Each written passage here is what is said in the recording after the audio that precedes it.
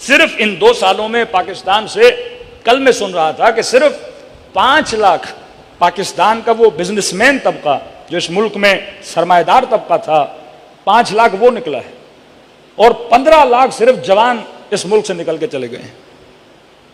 ایران میں جب رہبر معظم کو پتا چلا، فرار نخبہ، نخبے کہتے ہیں معاشرے کے وہ جو انٹیلیجنٹ بچے جنہوں نے آئی ٹی کے ماہر، فزکس میں ماہر، جن کو کسی ملک کا برین بولا جاتا ہے، تو کہا کہ ایران کے برین بھاگ رہے ہیں۔ انہوں نے خاص پلاننگ کی کہ بھائی اگر ملک سے برین بھاگ گیا تو ملک کا کیا ہوگا؟ آپ کے ملک کو کون چلاتا ہے؟ برین چلاتا ہے نا۔ ہمارے ہاں تو برین ہے ہی نہیں، تو چلانے والے کو پس برین بھی نہیں ہے نا، کہ ملک کو برین چلاتا ہے۔ تو پتا چلا برین بھاگ رہے ہیں ملک سے۔ پوری پلاننگ کی کہ کیوں بھاگ رہے ہیں، ان کے ریزن ڈھونڈا، تو ان جوانوں نے کہا کہ میرے پاس کوئی پروجیکٹ ہے، میں کوئی مشین بنانا چاہتا ہوں، بجٹ نہیں ہے میرے پاس، لیکن میں نے اپنا پروفارما بھیجا ہے کینیڈا کسی یونیورسٹی کو، وہ یونیورسٹی مجھے نیشنلٹی بھی دے رہی ہے، وہ مجھے بجٹ بھی دے رہی ہے، وہ میرے بچوں کو بھی بلا رہی ہے، یعنی پوری دنیا کی کریم یہ ویسٹرن ورلڈ کھینچ لیتا ہے۔ پھر آپ کہتے ہیں انگریز بڑے ترقی یافتہ ہیں۔ امریکہ چلے جائیے، سب سے اچھے ڈاکٹر پاکستانی اور انڈین ہیں۔ انگلینڈ چلے جائیے، ہر فیلڈ میں آپ کو ایشین ملیں گے۔ جرمنی چلے جائیے، آئی ٹی میں مین لوگ آپ کے ایشین ملیں گے۔ بھائی ان کے ملکوں کو آپ کے لوگ چلا رہے ہیں، آپ کا برین چلا رہا ہے۔ کیوں؟ کیونکہ وہ ان کے پاس مال ہے، ان کے پاس دولت ہے، ان کے پاس پیسہ ہے، وہ پیسے کی لالچ دیتے ہیں اور برین کو خریدتے ہیں، پھر کہتے ہیں ویسٹرن ورلڈ بڑا ترقی یافتہ ہے۔ آپ ناسا میں چلے جائیے، مین بندے کون کے ہیں؟ یہ ایشین لوگ ہیں۔ ڈاکٹرز کی فیلڈ میں ایشین لوگ ہیں، فزکس کی فیلڈ میں یہ ایشین لوگ ہیں۔ آپ جہاں بھی جائیں گے آپ کو اپنے بندے ضرور ملیں گے۔ تو انہوں نے کہا کہ بجٹ بناؤ ان برینڈز کے لیے تاکہ اپنے ملک سے نہ بھاگیں۔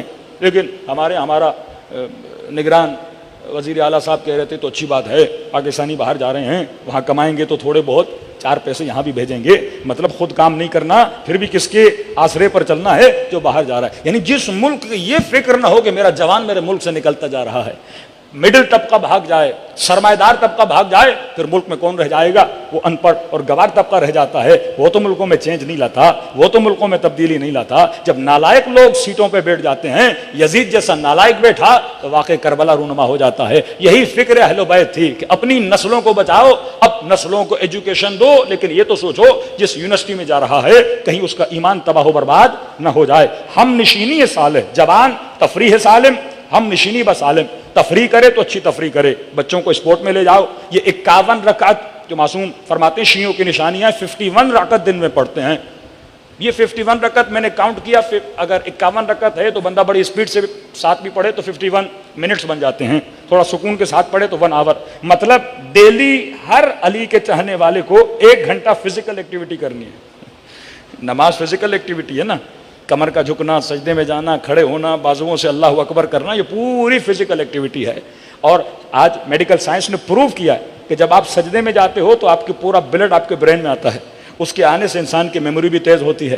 بیماریاں بھی، کینسر کیوں ہوتا ہے؟ اگر میں 10 گھنٹے اس ممبر پہ بیٹھا رہوں، میرے بلڈ کی سرکولیشن اگر میری ٹانگوں میں نہ ہو، کیونکہ بلڈ نہیں جائے گا تو پھر وہاں پہ کیا ہو جائے گا؟ کینسر ہو جائے گا۔ تو فرمایا اگر باڈی میں بلڈ سرکولیٹ کرتا رہے تو انسان کو کبھی کینسر بھی نہیں ہوگا۔ تو ساری چیزیں معصومین علیہ الصلوۃ والسلام نے بتائی ہیں۔ معاشرے کا اگر جوان تباہ و برباد ہو گیا تو معاشرہ تباہ و برباد۔ آج قوت حسینی یہ ہے کہ آپ کے جوان متمدن بنے، آپ کے جوان دیندار بنے، آپ کے جوان صلح شور بنے، آپ کے جوانوں کے اندر وہ ہمت، وہ جذبہ حسینی پیدا ہو اور با ہمت بنے اور اعلیٰ اہداف ڈھونڈے۔ جب ہدف بلند ہوگا تو اسلام بھی ترقی کرے گا، آپ کی نسلیں بھی ترقی کریں گی۔